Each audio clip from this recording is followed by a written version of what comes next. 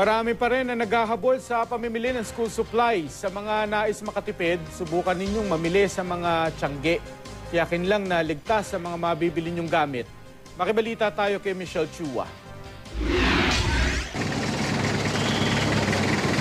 Isa sa mga dinarayo ng mga last-minute shopper ng school supplies ang Divisoria sa Maynila.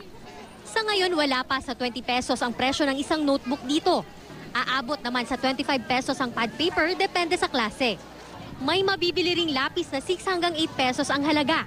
At may iba't ibang disenyo rin ng school bags at lunchbox. 75 pesos ang pinakamura sa mga ito. Pati tumblers at water bottles, mura rin. Ang mga school uniform, nasa 200 pesos depende sa size. Sa mga tiyangge naman namimili ng gamit pang eskwela ang mga taga Dagupan City dahil mas mura ang bilihin. May uniforming mabibili ng 60 hanggang 80 pesos. May bag namang wala pa sa 200 pesos. Hanggang ngayon na lang ang mga tiyanggeng ito, kaya sinasamantala na ng ilang mamimili. Mas mapapadali rin ang pagbabudget ng mga taga Camarines Sur. Wala kasing price increase sa school supplies. Ang ibang gamit nga tinaptisan pa ang presyo.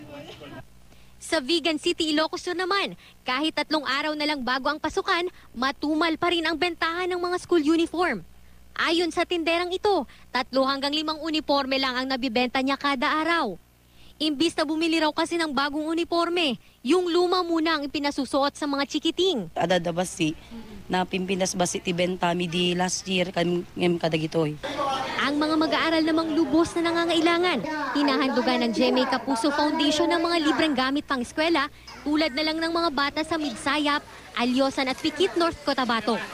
Taos-puso ang pasasalamat ng mga estudyante at guro dahil kahit daw may kalayuan ng kanilang lugar, hindi pa rin sila nakalimutang abutan ng tulong. Sa Eastern Visayas, wala pa rin magamit ang ilang guro at estudyante. Dahil dito, nagpusa ng pumunta ang isang grupo ng mga guro para magdala ng donasyong school supplies. Michelle Chua, Nagbabalita, Pilipinas.